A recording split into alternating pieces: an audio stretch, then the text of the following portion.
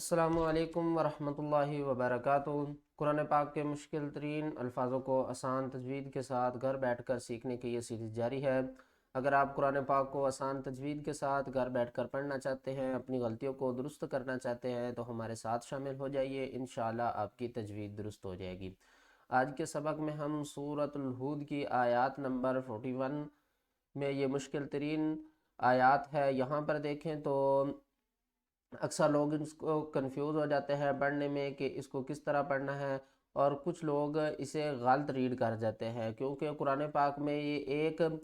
ایسی آیات ہے جس میں ہم نے اس آیات کو یعنی کہ یہ جو ورڈ آ رہا ہے اس کو بدل کر پڑھنا ہے، اور اس کے بعد آگے دیکھیں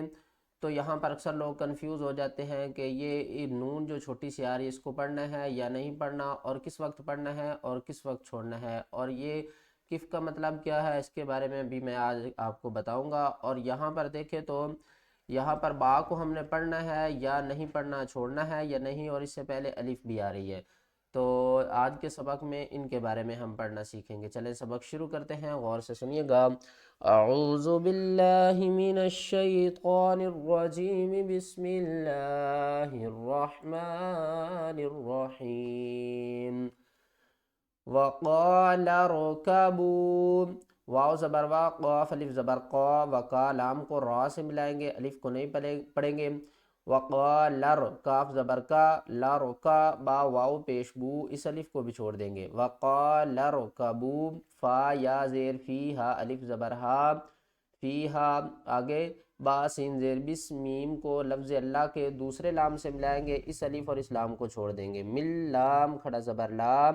وقال اركبوا فيها بسم اللہ، ہا زیر ہی، بسم اللہ۔ آگے دیکھیں تو میم جیم زبر مج،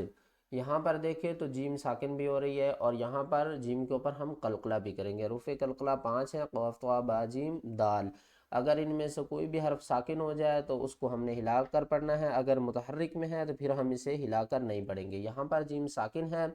تو ہم کیا کریں گے، اسے ہلا کر پڑھیں گے، مج۔ آگے دیکھیں را کھڑی زیر ری، اکثر لوگ پڑھتے ہیں را کھڑی زیر ری، مج ری ہا، تو یہاں پر ہم نے کیا کرنا ہے، مجہول پڑھنا ہے، جس طرح ما ہم پڑھتے ہیں نا، لیکن میم کے اوپر زبر ہے، اکثر لوگ زبر زیر پیش کو کھینچ کر پڑھتے ہیں، وہ کیا ہوتا ہے، مجہول ہوتا ہے، تو یہاں پر ہم نے کیا کرنا ہے، اس کو ری نہیں پڑھنا، اس کو پڑھنا ہے رے۔ کس طرح، بسم اللہ مجریہا، مجریہا ومرساہا، اس کو ہم نے کیا کرنا ہے، یہ ہے امالہ، اس کو ہم کہتے ہیں امالہ، اور امالہ کھڑی زیر ای بھی پڑھ سکتے ہیں، بسم اللہ ومجریہا ومرساہا۔ اگر دوسری آیات کی طرف چلتے ہیں، یہاں پر دیکھیں تو ہم نے وقف کرنا ہے،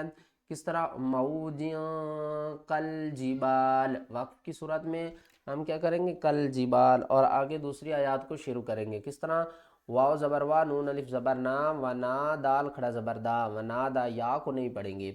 جہاں پر بھی یا خالی اور الف خالی آ جائے تو اس کو ہم نے نہیں پڑھنا، لیکن کچھ حالتیں ہوتی ہیں جہاں پر ہم نے الف کو پڑھنا ہوتا ہے، لیکن اکثر یا نہیں پڑھا جاتا، یا اس وقت پڑھا جاتا ہے جب یہ ساکن ہوتا ہے،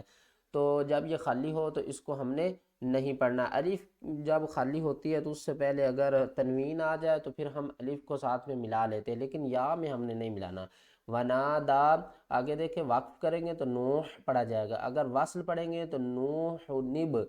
نوح نب نہ ہو، یہاں پر دیکھیں تو الف بھی خالی ہے اور اب اس سے پہلے نون ہے، تو ہم کیا کریں گے، نون کو با کے ساتھ ملا کر پڑھیں گے، یہ بھی حروف قلقلہ با ہے، اس کو بھی ہلا کر پڑھیں گے، کس طرح، وَنَادَى نُوحُ نِبْ، نِبْ نہ ہو، نِبْ نہ ہو، وَكَانَ